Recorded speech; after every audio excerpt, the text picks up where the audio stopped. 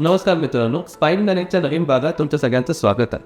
आज आपण doctor Shailesh सत्तावकर सरांबरोबर pen ब्लॉकबद्दल थोडा बहुत डिस्कशन करू. नमस्कार सर. नमस्कार. माझ्याकडे आज फक्त तुमच्याकडे 3च प्रश्न आहेत पेन ब्लॉकबद्दल. कधी करावी, का करावे आणि हे कोणासाठी आहे? करेक्ट. तर सर्वांनाच मी सांगू इच्छितो, पेन ब्लॉक म्हणजे बेसिकली स्पायनल पेन किंवा मणक्याचा दुखाव किंवा आपण म्हणतो की स्लिप डिस्क आहे, सायटिका आहे, कंबर दुखी, स्पॉन्डिलोसिस. तर पेन ब्लॉक ही सर्जरी नाही आहे, हे डे प्रोसिजर असतं. सकाळी तुम्ही हॉस्पिटलला जायचं, त्या ठिकाणी लोकल ॲनेस्थेसियामध्ये म्हणजे पूर्ण भूल पण देत नाही आम्ही, हलकी भूल देऊ, त्या ठिकाणी ब्लॉक करतो.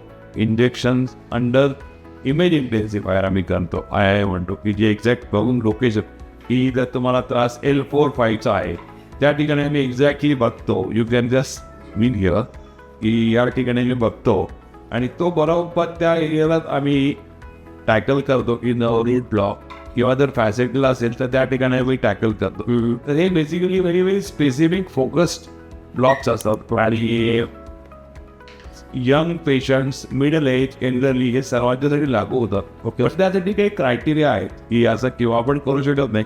ॲक्यूट फेजमध्ये खूप जास्त फायदा होतो किंवा 2 ते 3 महिन्यापर्यंत आपण फरक नाही पडलं त्या ठिकाणी याचा फायदा जास्त होतो.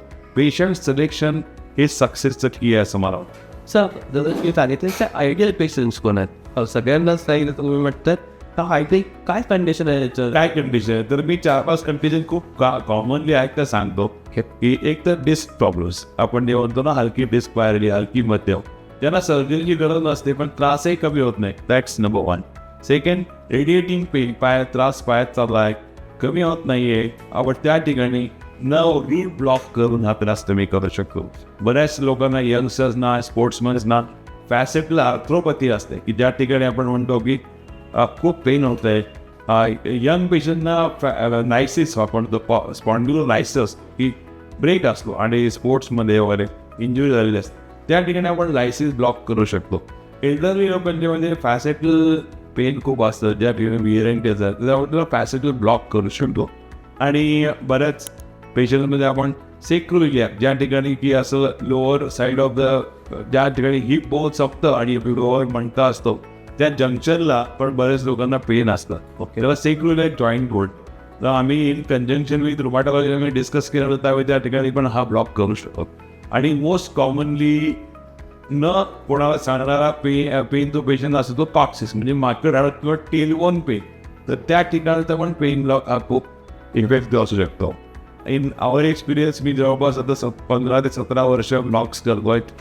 जवळपास 70 ते 75% पेशंट्सना खूप चांगला रिलीफ मिळतो. ओके सर, आता त्याच्यामध्ये असं नाही की रेग्युलर करायला लागतं काही प्रोसेस, कारण की तुम्ही म्हणले सर्जरी नाही, हा परमनंट सोल्युशन आहे का रेग्युलर नाही? आता maybe very selective patient like tumour की ज्याने आपण सर्जरी नाही करू शकत त्यांना एका वेळेस रिपीट करायची गरज पडते. रुटीन पेशंटना माझ्या प्रॅक्टिसमध्ये तरी मी maximum 2 times in 1 year afford त्यांना मी सांगितलेलं आहे. पण खूप कमी पर्सेंट, 90% लोकांना नॉर्मली रिपीट करायची गरज पडत नाही. पण काही स्पेशलिस्ट आहेत अमेरिकेत किंवा की ते repeat the blocks 3 times or 4 times a year. 3 महिन्याच्या डिस्टन्समध्ये ते करतात. पण somehow in our practice we have not done too many blocks in 1 year. As a have तुमचा एक्सपिरियन्स आहे वेस्टर्न कंट्रीजचं होतं तर हे डिफरंट कसं आहे यासाठी आणि वेस्टर्न कंट्रीज? नाही की मला वाटतं की मी इंग्लंडमध्ये जेव्हा होतो त्या ठिकाणी I got train, this is before 2009-10. आणि त्या ठिकाणी पेशंट्स डोंट वॉन्ट टू सफर. नुसते गोळ्या घेणं हे आपल्याला वाटतं कॉन्स्टंट गोळ्या घेतोय. गोळ्या is also not good. Medicines are not good at some time. People are taking 2 to 3 years of pain killers. तर मला वाटतं की पेशंटना कळणं गरजेचं आहे. आणि ब्रिटिश पेशंट्स किंवा वेस्टर्न कंट्रीमध्ये ते don't want to suffer for long आणि ते जरा लवकर डॉक्टरला अप्रोच करतात. त्यामुळे या गोष्टी त्यांच्याकडे जरा लवकर प्रचलित झाल्या आणि त्यांनी बरीच पॉप्युलरिटी दिली. आज ते this become a standard care in spine practice.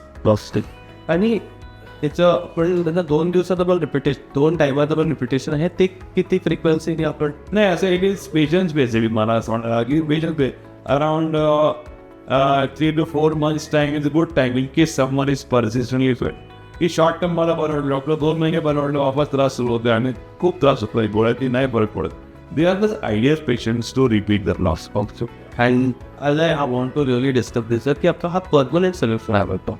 I think there is to alleviate pain. हे परमनंट सोल्युशन मी म्हणतो की परमनंट म्हणण्यापेक्षा बऱ्याच पेशंटना परमनंट त्रास कमी होतो. ओके. बट सांगताना आम्ही पेशंटना सांगतो की this will reduce your pain inflammation आणि जेव्हा तुमचं पेन कमी झालं तेव्हा तुम्ही चांगले व्यायाम करू शकाल आणि नॅचरलीच तुम्ही बरे होऊ शकणार. Okay. तर this to break the cycle of pain constantly चालू होत नाही. तर this pain blocker will block your pain in 80% of 70-80% of patients, and in those patients they will do activity and get better. आणि sir मग ह्याच्यानंतरची आपली recovery process काय असते? What is Most important is regular religious activity. हा माझा सगळ्यात महत्वाचा word आहे की एक्सरसाइज चांगली नियमितपणे करा, योगा, व्यायाम, वॉकिंग, जे पण करता, स्विमिंग रेग्युलर करा.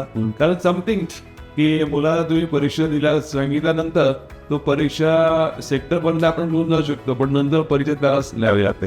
तर ब्लॉक झाल्यानंतर थोडेसे ऍक्टिव्हिटी मॉडिफिकेशन, एक वजन असेल कंट्रोल करणं, एक्सरसाइज रेग्युलरली करणं, या गोष्टी पेशंटना करणं गरजेचं आहे so that they can remain healthy for long. Okay. Thank you so much sir, तुम्ही फिल्म ब्लॉगबद्दल तुम्ही खूप काही माहिती दिली आहे. मी माझ्या प्रेक्षकाला सुद्धा एक रिक्वेस्ट करतो की काही तुमचे प्रश्न असतील काही असतील ती सरपर्यंत आपण त्या माध्यमातून. Thank you so much. थँक्यू.